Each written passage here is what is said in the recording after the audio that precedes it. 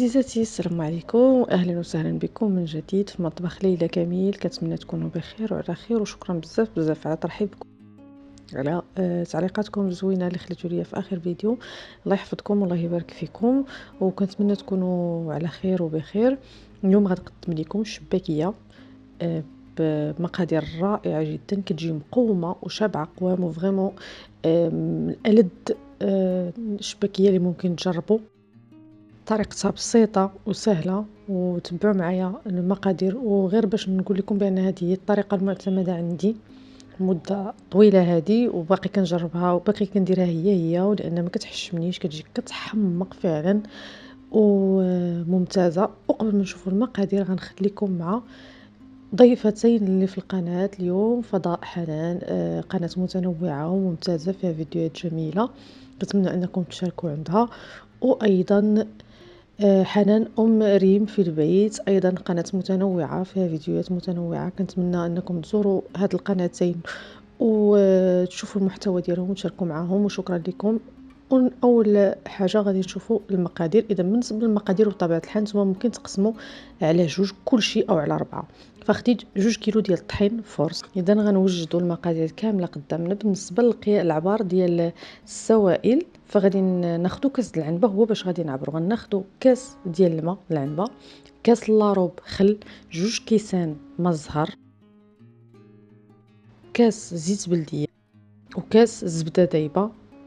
غادي ندوزو النواشف. غناخد 200 غرام او 2 كيسان عامرين ديال العنبه ديال الزنجلان محمر ومطحون، كاس لاروب ديال النافع محمر ومطحون، رابعه ديال اللوز حتى هو محمر ومطحون،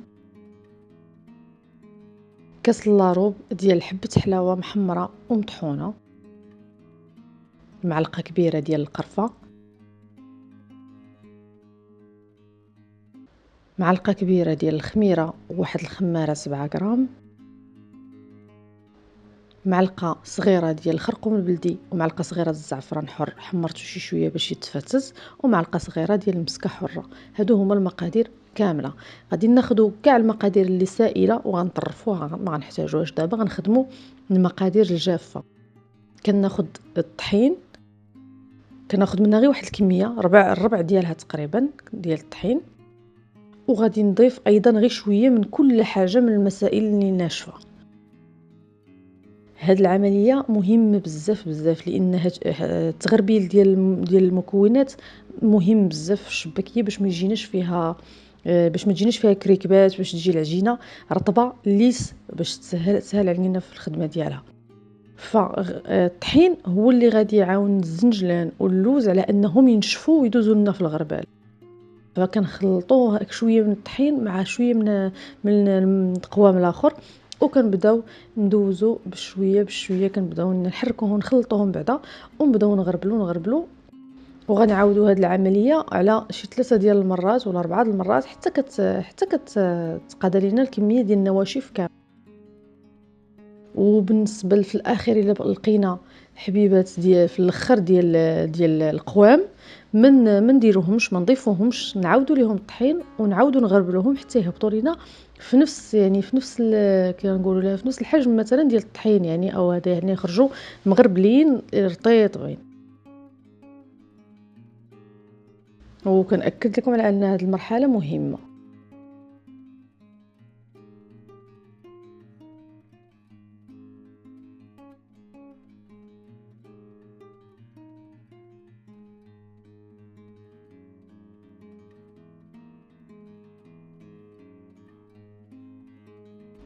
اذا ها هما المواد الناشفه كامله تجمعات مع بعضياتها. غادي نحاول نخلطها. هاد العمليه خلاتها هما يتخلطوا يجيو ينسجموا يعني مع بعضياتهم مزيان في وسط الغربال. فهنا كاع النواشف هي عندي. غادي ندوز لمرحله السوائل. غنبدا نضيف السوائل كامله، يعني الماء، الماء الزهر، الخل، الزيت البلديه، الزبده. كنبدا نضيفهم وانا كنجمع. وحاجه مهمه هي ان الطحين راه على حسب كل دقيق وشحال كيشرب. الا جاكم في العجينه العجين شويه ثقيل، جاكم ثقيل عليكم، فبقاو تضيفوا ما الزهر. انا كنبدا نضيف ما الزهر الى جاني شويه قاصح، عوض ما تضيفوا الماء ضيفوا ما الزهر كيزيد ينسم اكثر.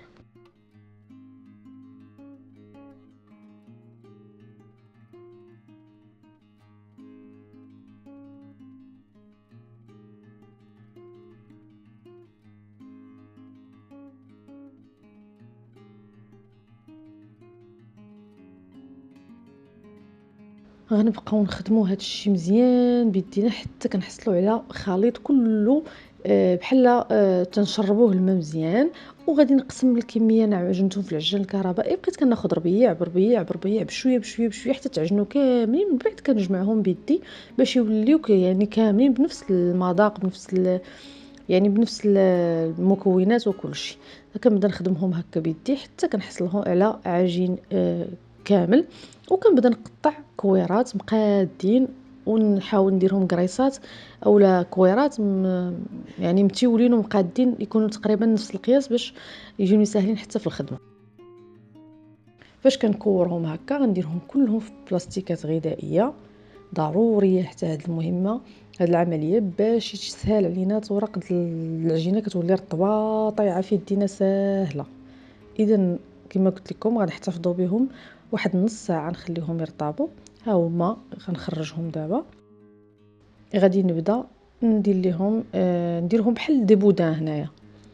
هنايا درت العجينه في داري، ومن بعد مشينا عند صاحبتي تعاوننا على التشباك وداك الشيء. مشينا كملنا العمليه عندها. فعلا كانت سريعه الشباكيه، كتبغي العوين. فالقضيه هذه زوينه اللي عندها صحاباتها اللي عندها عائلتها تقدر تشارك معاهم الشباكيات، تصايبها هي وياهم، يتعاونوا وما يعاونوا. الحقيقه فكره ممتازه ومنها وناسه وحديتهم غزل. اذا صايبتهم هكا دي بودان كما تتشوفوا.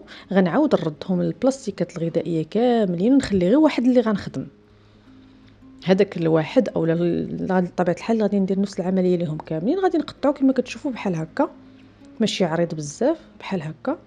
وغنرجع الاخرين للبلاستيك وغنبدا نخدم بواحد، يعني بواحد او جوج على حسب العوين. وكندوزهم في الماكينه ديال التوراق على الرقم 4 حتى كتخرج لي بحال هكا. انا كنبغيها رقيقه، ما كنبغيش الشباكيه غليظه، فكنديرها رقيقه. فكندوزها على 4. وشوفوا عاوتاني نتوما على حسب الماكينه ديال التوراق اقل. اللي بغات ترققها بيديها فسهله سهله بزاف بزاف، يعني ما تحتاجش الماكينه. بالنسبه للتقطاع فاستعملت هذا القطاع اللي كيقطع بزاف ديال الرشمات دقه واحده. وغادي نوريكم هاد الطريقه ديال التشباك هذه ديجا وريتها لكم. فكنهزو دائما وحده وكنحطو وحده وكنهزو وحده وكنلصقو تندورو من الجنب الاول فوق الثاني والثالث فوق الثاني. اذا غادي نعاود لكم هاد العمليه شويه اوضح من هكا.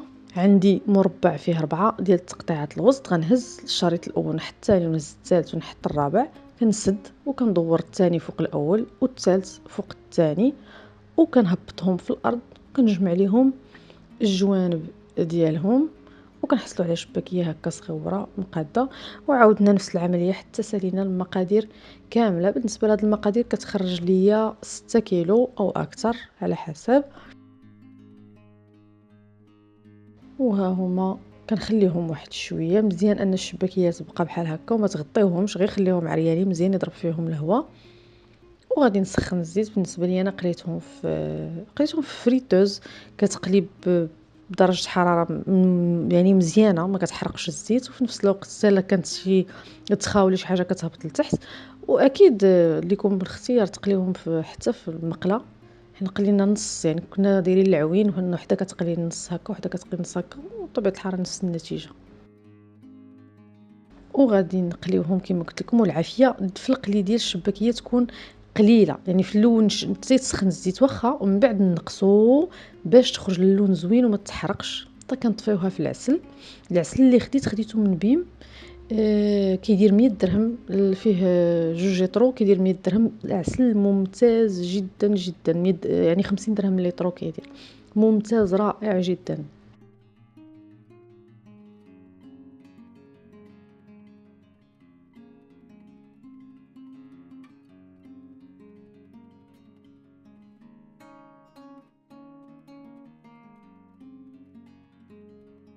وكنخليوها ترقد مزيان في العسل. كما شفتوا انا ما ضغطتش عليها باش ما تهرسش لان كتكون باقا هشيشه بزاف. كنبقاو نهزوا العسل ونحطوه فوق منها حتى كتبرد شي شويه، عاد نغطسوها مزيان وكنهزوها ونسقطروها في شي كسكاس ولا هذا، ونرشوها بالزنجلان.